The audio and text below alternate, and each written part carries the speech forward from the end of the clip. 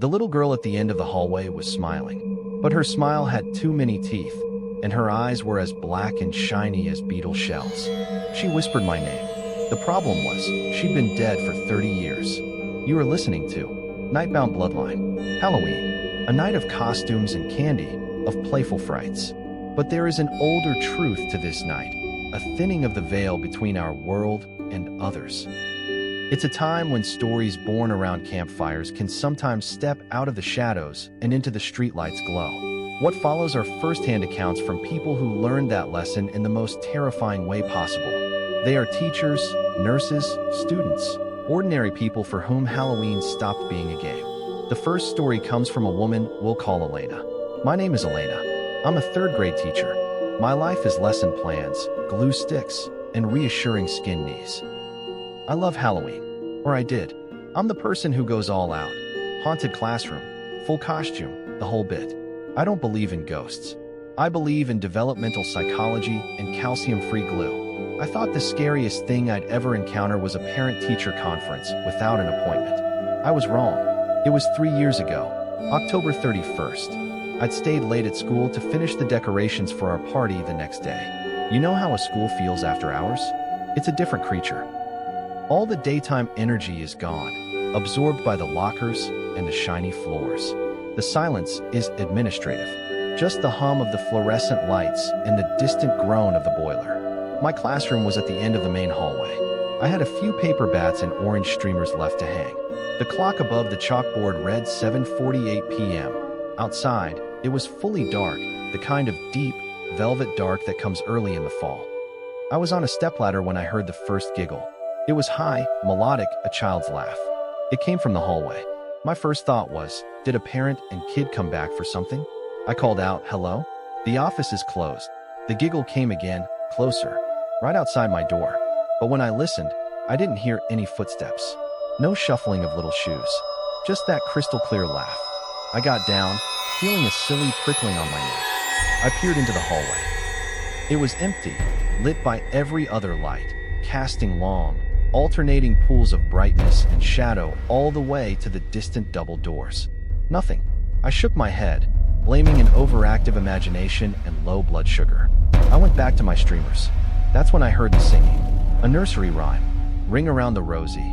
The voice was small, sweet, but it wasn't coming from the hallway anymore. It was faint, as if drifting from the far corner of my own classroom, near the reading nook. But the nook was empty. I stood perfectly still. The singing stopped, and then a new sound.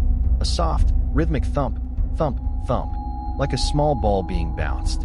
In the hallway again, every hair on my arm stood up. This wasn't my imagination. The rules had changed. I walked slowly to the classroom doorway, my heart a frantic bird in my chest. I looked down the long corridor. At the very end, near the fire exit, in the shadow between two pools of light, a small red rubber ball sat perfectly still on the polished floor. As I watched, it gave one final, tiny, impossible bounce, and then rolled a few inches before stopping. No one was there to have thrown it. The air grew cold, a deep, damp cold that seeped through my sweater. And then came the smell. Not a bad smell, but a profoundly out-of-place one. The sweet, cloying scent of old perfume, like violets and dust, the kind your great-grandmother might have worn. It flooded the hallway, thick and choking. I should have run. I should have grabbed my keys and fled. But a teacher's instinct is to check, to investigate. I took a few steps into the hall, my shoes squeaking on the linoleum. Is someone there? My voice was thin, swallowed by the emptiness. The lights at the far end of the hall flickered once, then died, plunging the last 50 feet into darkness. The darkness seemed to solidify, to become a wall. And from that wall, a figure stepped forward. A little girl. She looked about 7 or 8. She wore an old-fashioned dress, lace-trimmed and frilly, white but gone gray with time. Her hair was in long, careful braids, but her face, it was waxy, too pale, like porcelain. And she was smiling. It was a wide, cheerful smile, but it was wrong. Her mouth seemed too big, and inside, her teeth were small, sharp, and slightly too numerous. Her eyes were the worst. They were black, not dark brown. Pure, reflective black, like pools of oil or the carapace of an insect. They reflected the fluorescent lights from where I stood, making two tiny, expressionless points of white in an endless dark. She just stood there at the edge of the dark, smiling her terrible smile. Then she raised one hand, pale as bone, and crooked a finger at me. A come here gesture. I couldn't move. I was frozen. She took a step forward into the light. Her feet made no sound. None. She tilted her head, the movement sharp and bird-like.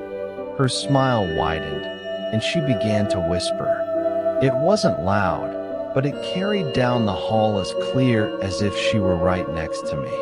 "Miss Elena," she whispered, "come play with me. We can play forever." My name. She knew my name. That broke the paralysis. I stumbled backward into my classroom, my breath coming in ragged gasps. I slammed the door shut and fumbled for the lock. As I turned, I saw her through the small window in the door. She was standing right outside, her nose almost pressed to the glass, those black eyes fixed on me. Her smile never wavered. I got up, my archivist's mind trying to find a rational cause. A trapped animal? A pipe about to burst? I unlocked the door. The lock was stiff, it hadn't been touched, and pulled it open. The staircase down was pitch black. The pull cord for the single bulb was at the bottom. I clicked on my phone's flashlight and pointed it down. The beam illuminated the bottom steps, the dusty concrete, our stacked storage bins. Nothing moved. But the air was freezing, and that smell of wet earth was overpowering. And then I saw them. Footprints. Fresh, damp footprints on the dusty concrete, leading from the bottom of the stairs to the far, dark corner where our old coal chute used to be. They were barefoot, but misshapen, long, with toes that seemed too splayed. They were going into the corner, but there was nothing in that corner, just a blank wall. I called for Chloe to bring the real flashlight. When she did, the stronger beam cut through the gloom. The footprints were still there, and in that far corner, something shifted. The shadows seemed to detach from the wall and condense. At first, it was just a darkness denser than the rest. Then it resolved into a shape. A man, or the silhouette of a man, tall and painfully thin. He wore no discernible clothes, just seemed carved from shadow and grit. He had no face, just a smooth, dark expanse where features should be. But I could feel him looking at us. He raised one long, spindly arm, a gesture that wasn't a wave, but an acknowledgement, a greeting. And then he took a step, not towards us, but sideways, and simply melted back into the stone wall where the coal chute had been bricked over decades ago. The smell of wet earth flared, then vanished. We stood there, frozen, the beam of the flashlight trembling on the now empty wall.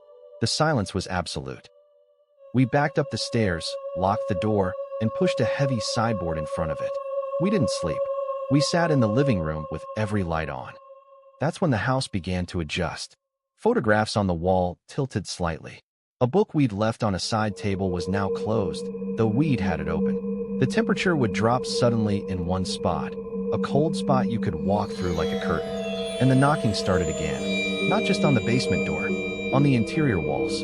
Tap, tap, tap, always in threes. It would travel, starting in the dining room, then minutes later, in the wall behind the headboard in our bedroom. It wasn't trying to get in. It was already in. It was announcing where it was, reminding us. The final straw was the whispering. It was faint, like dry leaves skittering on stone, just on the edge of hearing. It wasn't in English. It sounded old, guttural, but the intent was clear. It wasn't hostile. It was proprietary. We stayed in a hotel for a week. We brought in a historian friend.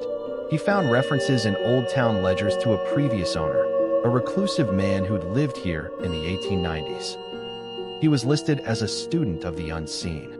The original coal chute, he told us, wasn't just for coal. Some folks back then, They used them for other deliveries. Private ones. We had the wall opened up. There was nothing behind it but dirt and foundation. No bones, no relics. But the knocking stopped. The cold spots went away. We sold the house 6 months later. We told the buyers it was because of the plumbing. I still work with old documents, but I handle them differently now. I feel a reverence that borders on fear, because some histories aren't just written on paper. Some are etched into the plaster and the pipes, and they don't appreciate being disturbed. That thing wasn't a ghost in the storybook sense. It was a tenant, and we were the temporary occupants in its long, long lease. From a school's silent halls to a home's very bones. These encounters speak of territories older than deed or designation. Our final story for tonight is different. It doesn't involve a place, but a journey. It's a reminder that on Halloween, the veil is thin everywhere, even on the open road. I'm Mia. I was 21, a senior biology major. Total skeptic.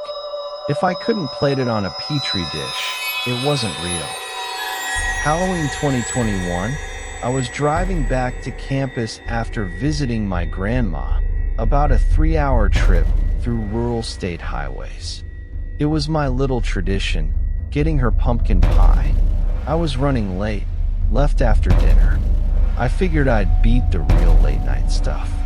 I was so wrong. The drive started normal. My playlist, the hum of my old Civic, the dashes of porch lights from farms set way back from the road. Then, about an hour in, the fog started. It didn't creep, it rose.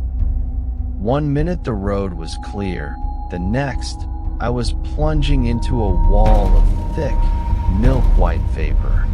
My high beams just reflected back at me, blinding.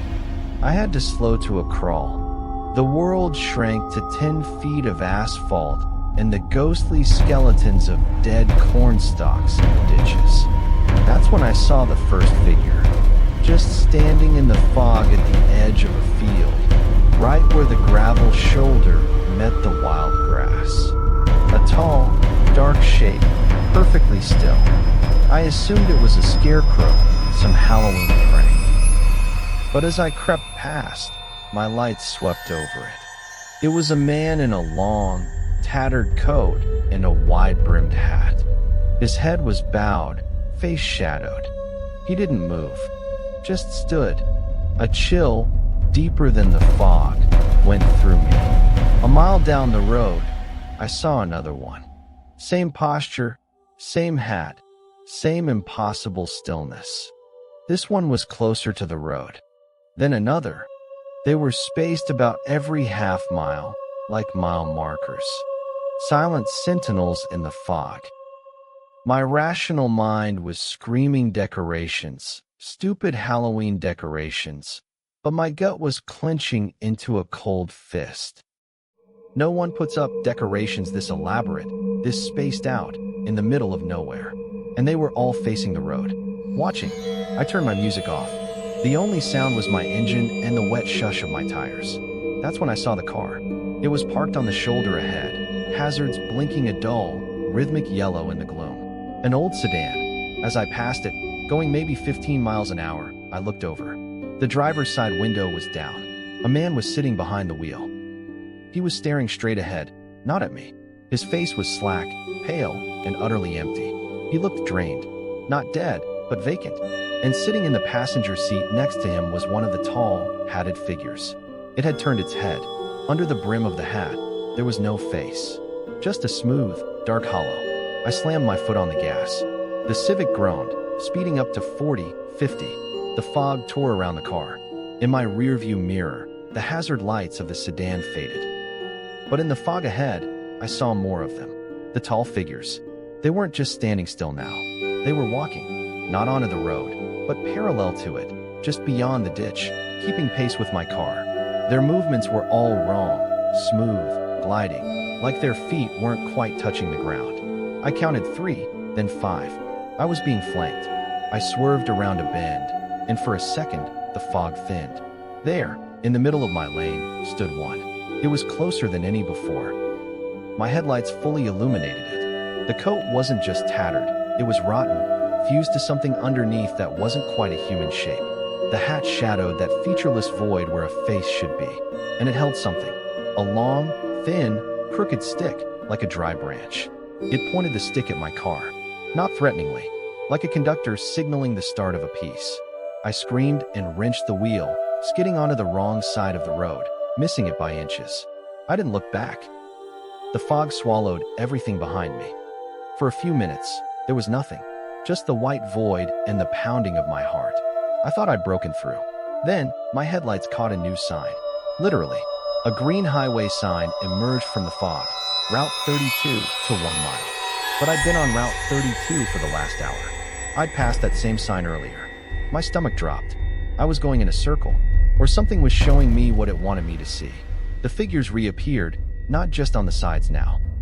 One was standing in the road ahead, far off, just a dark slash in the white.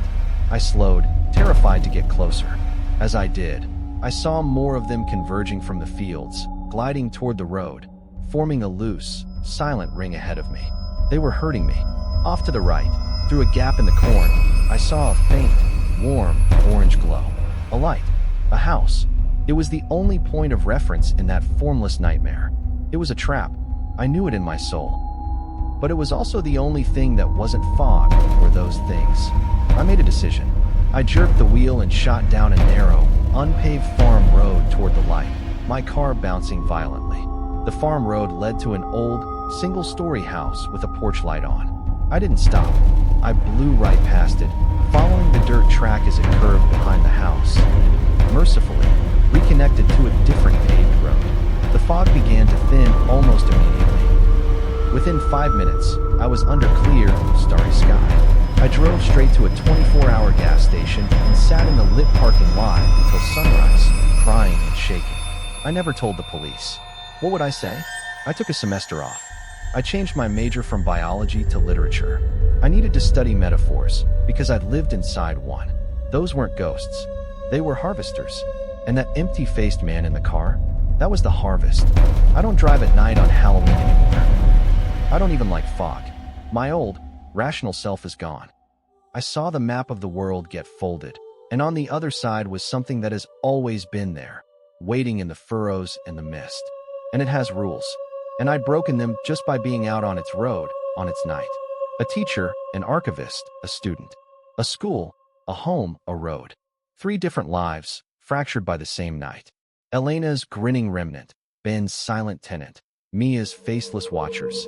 Each entity defies easy categorization. They are not mere ghosts, but echoes with intent, memories with teeth, old things that stir when the veil grows thin. Halloween reframes the world. It reminds us that the stories we tell for fun are often dim reflections of older, darker truths. That the mask might be what's real, and the face underneath is the construct. These witnesses didn't just see something scary. They brushed against a different set of laws, an ecology of the unseen where we are not always the apex beings. These are the true horror stories of Halloween, not of monsters that jump from bushes, but of silent recognitions in empty hallways, of polite knocks from something that shouldn't have hands, of finding yourself a moving part in a ritual you never meant to join. If you have wandered close to the edge of that veil, if you have a story that haunts your quiet moments, we invite you to share it in the comments below. Speak your truth. You are not alone.